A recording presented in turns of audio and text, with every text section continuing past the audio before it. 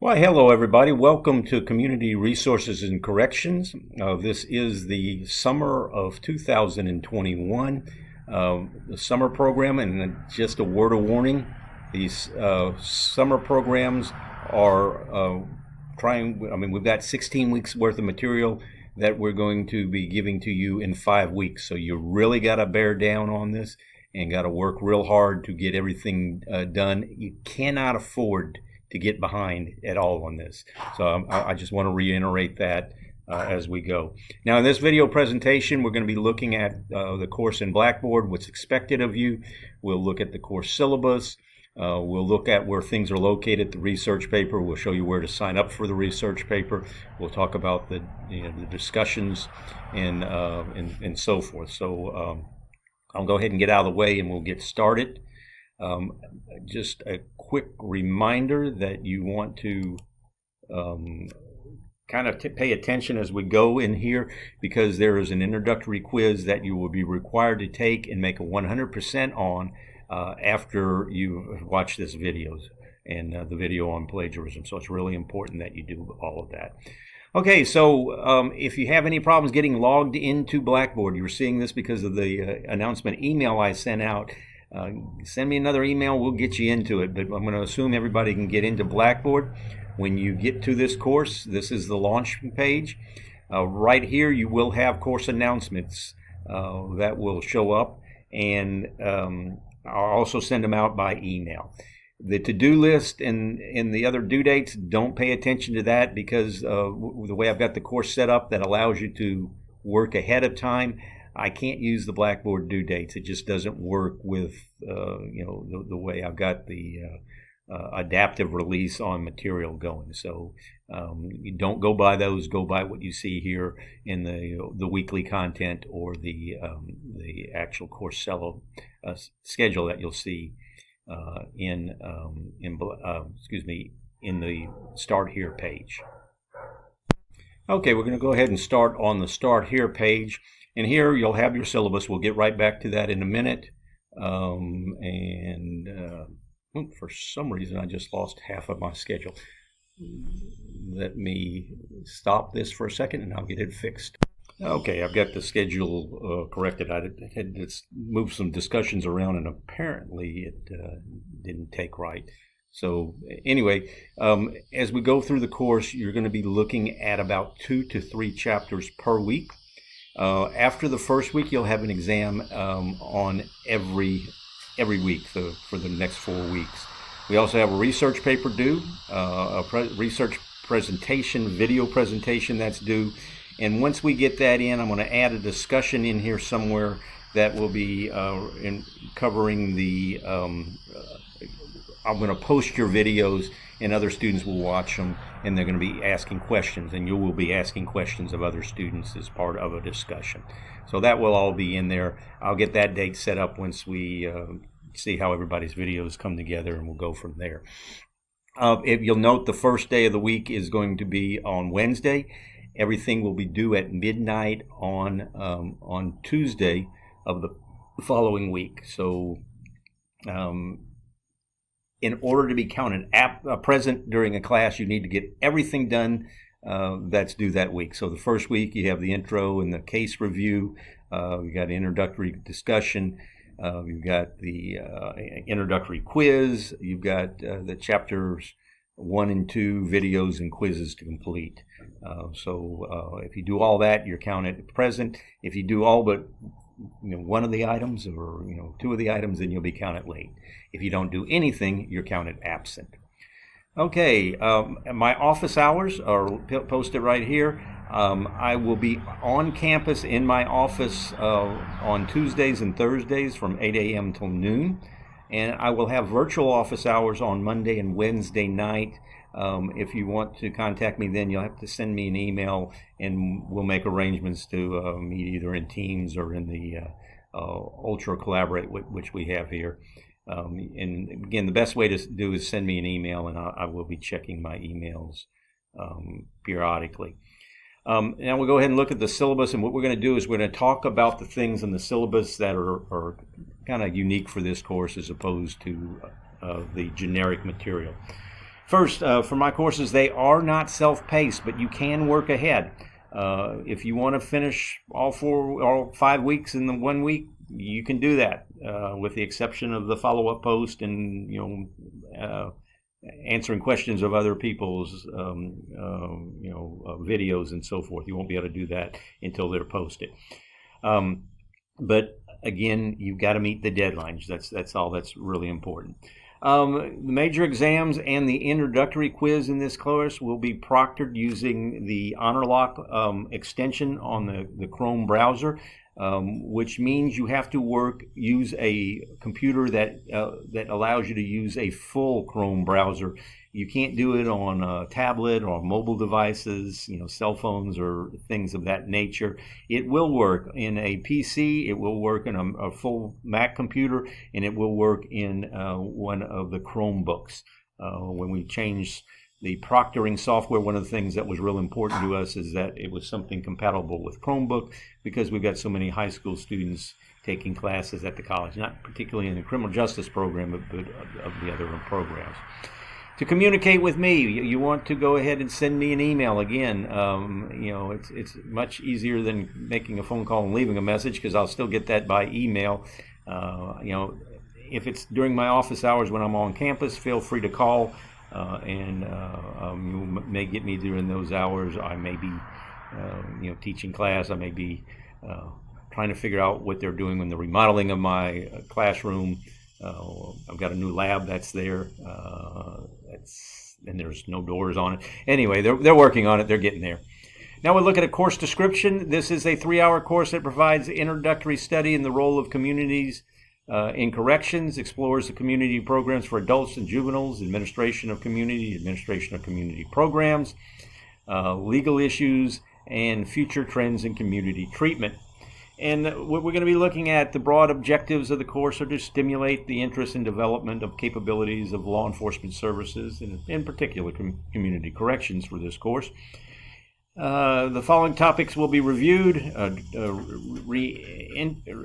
iterative approach to corrections, the development and objectives of community-based corrections, diversion of the community justice system forms and philosophy, probation and the objectives of probation, granting and supervising probation, restitution and community service programs, temporary release objectives, problems and issues, halfway houses objectives, planning, operation, and future, parole objectives, administration, and public attitudes, and finally, programs designed for juvenile diversion and other alternatives in the future.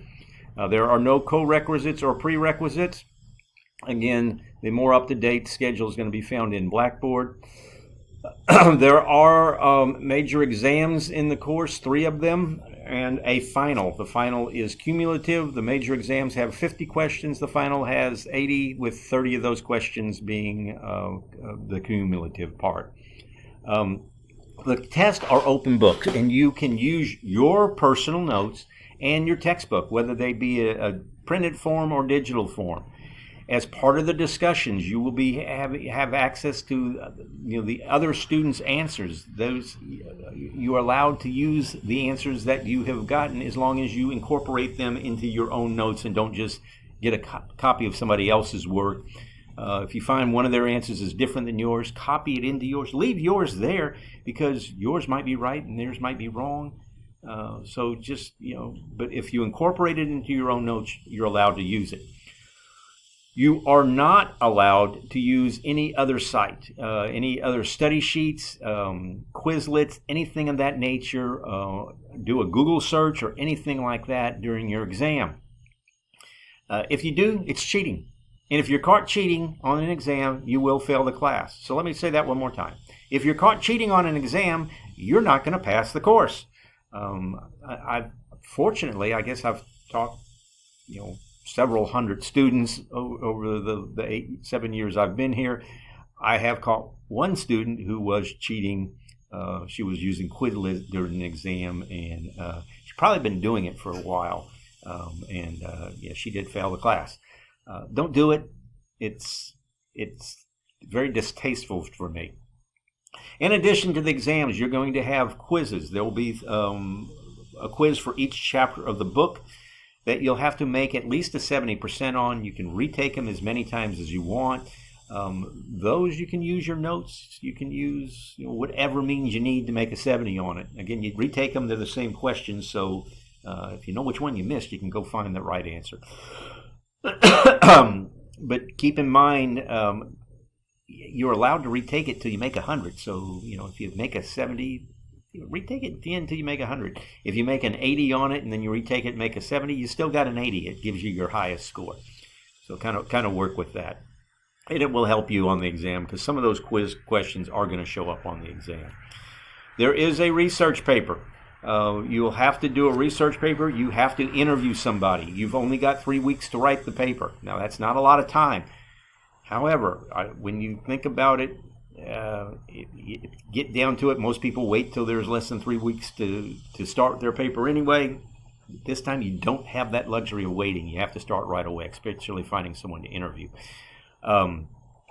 If you have any problems, get with me right away to try to find the right person for you to interview. I'm not going to tell you a particular person, but I'll point you in the right direction. When we look at things like this, I think that's not much time. But when I taught at University of Phoenix, and let me tell you, the quality of the students at that school are not on par with this college. We have much better students here than I had there. But they had 4 papers to write during the 5-week course that I was there, and they got them done. Now, I will say a lot of them cheated and bought papers. They failed the class. I probably had fewer than 100 students in the 2 years I taught classes there, and I probably caught 20 of them buying research papers. So don't do that. That's plagiarizing. Now, if you submit your paper late, there is a 10-point deduction. If it's due on that the second or third Tuesday, and you turn it in on Wednesday, you've lost 10 points if I've started grading the papers already. If you don't turn it in until the following Wednesday, that would be late for now 2 weeks, you lose 20 points. And then if you turn it in on the last week, you have now lost 30 points. And if it's after that, it's too late because if you don't turn in a research paper, you fail the class. So about all you could really lose in this 5-week course is 30 points. Participation discussion, you're expected to participate in the course by watching the videos. Somewhere in the videos there's going to be a bonus question. I can tell the people who get the bonus question tend to do a lot better on the exams because they watch the videos, so they know what's going on. So watch the videos, take all the quizzes, return your stuff in, participate in the discussions. That's all part of the participation. And then again, I can't reiterate enough, this is a criminal justice class. Don't cheat. It's better to get an F in a class than to get reported as someone cheating and end up on academic probation for dishonesty, because when a law enforcement agency does your background, that is not going to look good. Okay, and as far as the grading summary, those 3 major tests I talked about are worth 15% of your grade each for a total of 45%. The final, again with that partial cumulative part of the test, is worth 20%. Your report, I got to fix that. That says crime scene. It's actually going to be your research paper report is worth 10%. The quizzes are 15%, and the participation discussion is going to be worth 10%. Now, some standard language about class attendance. We're a roll-taking a college. We get money from the federal government. You have to go to class. That's part of what we have to promise. We have to take roll in order to get those funding. This particular course, as far as my policy, with a few exceptions, you don't have a set time to do anything, but you have to participate in the class. Participation will be gauged by meeting those requirements. So again, I mentioned earlier, things are due on Tuesday. If they're late, if you didn't turn anything in during a week that was due, then you're marked as absent. If you completed one item but nothing else, you're still marked late. Or if you get all but one item, you're marked late. If you're late, then it counts as half an absence. So if you are late 3 different weeks during the semester, that would be 1.5 absences. For the 5-week course, if you got more than 1 absence, so 1.5 absence would do it, then you lose 1 letter grade over your final grade. So say you submit things late on 4 of the week days, you're going to lose 2 letter grades. So if you got an A, you average, you make a C for the semester. This is the reported grade. This is your semester grade. So it's really important to get things in on time. But keep in mind, even if something's late, you got to get it in. You have to turn in all the material in order to pass the course. You can't move to the next chapter until you returned in the material from the previous chapter. Here's some information on HonorLock and Blackboard and in the testing and so forth. You can kind of look through that. That's all standard information. The rest of it is pretty much standard information, so I'm going to go ahead and move on. So the next thing we're going to look at is going to be the exams. There is not going to be any exams visible on this page right now because my student has not completed all the material required. Your exam will not be visible until you have made 70 or better on all the quizzes that for the chapters covered in the exam, and you participated in that discussion that is for that chapter. So, for instance, the exam 1 is covered by discussion 1. Visible on this page is going to be the information on the reviews. So, so you click on this review and it will give you kind of the questions. I think I've got it in a little bit different format in the discussion boards. We'll look at that when we get to the discussion board. And then also I have a video on HonorLock. So if you've never used HonorLock, you want to watch this video to tell you how it's been set up. Okay, the next one, we're going to do a little bit more here on the research paper tab.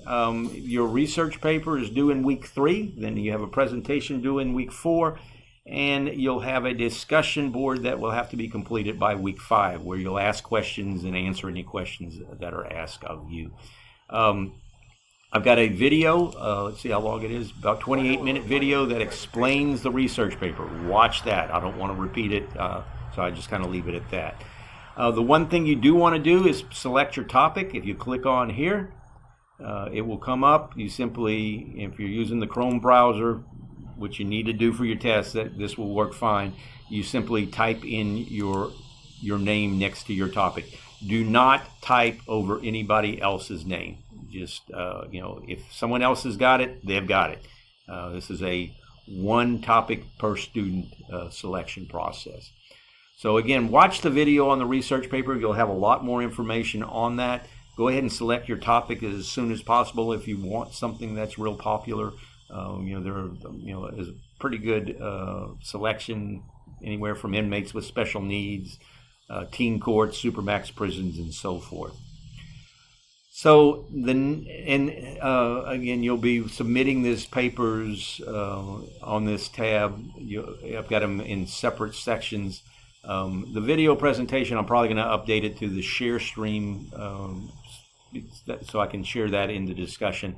I will have that in here before before week 3 when those are due. And so the next thing we're going to look at, the final thing we're going to look at is the meat and potatoes. This is the weekly content section. Here in week 1, you'll see that this video, well, I've got my weekly update video, which is really short because,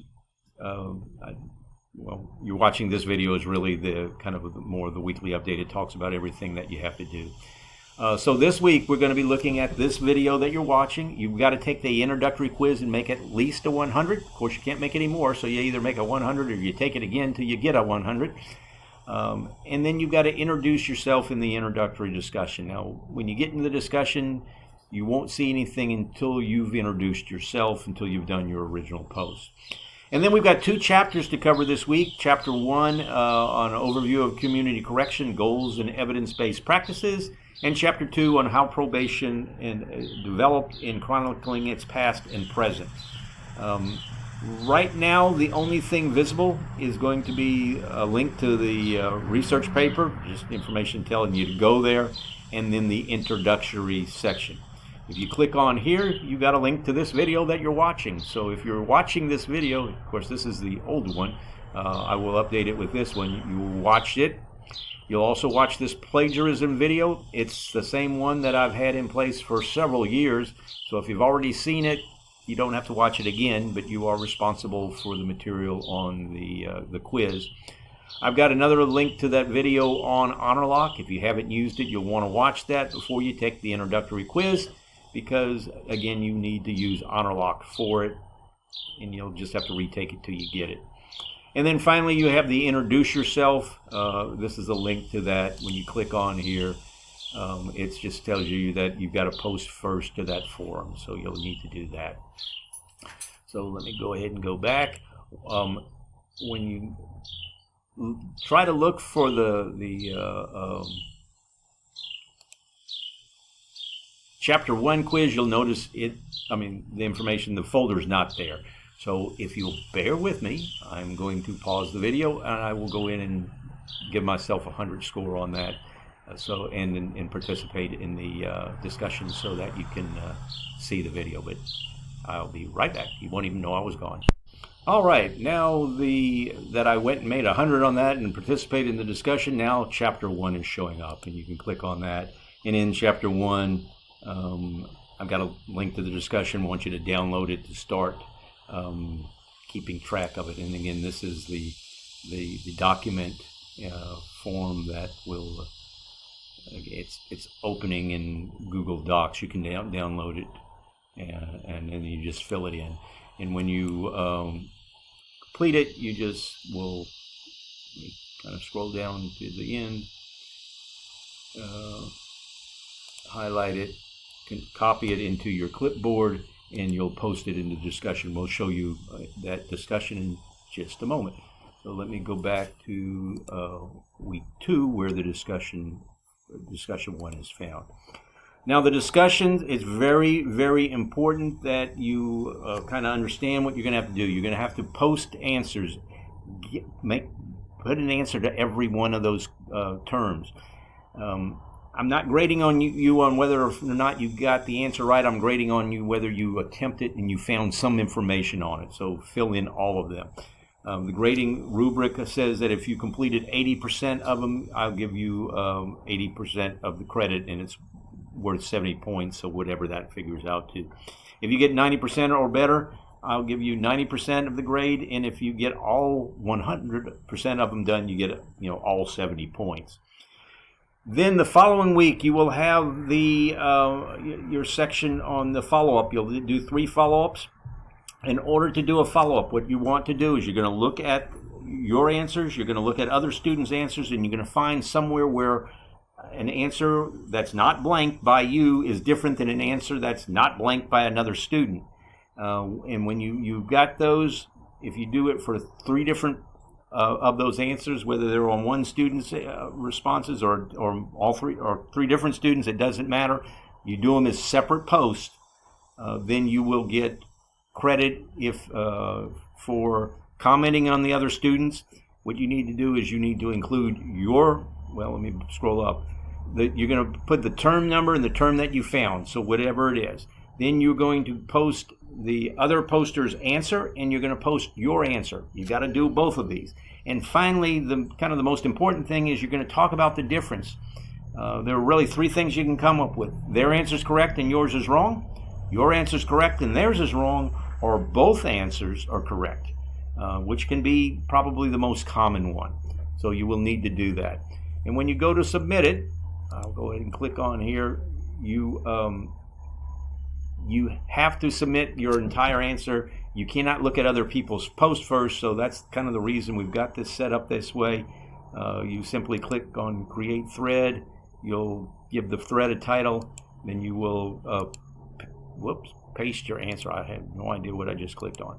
But click in there, you'll hit whatever it is in your computer to paste. It's Control V on a PC, and then you click on Keep Formatting, and it actually put it in there correctly. It works better if you bring it straight from Word and not in Google Docs for some reason, but this time it worked just fine.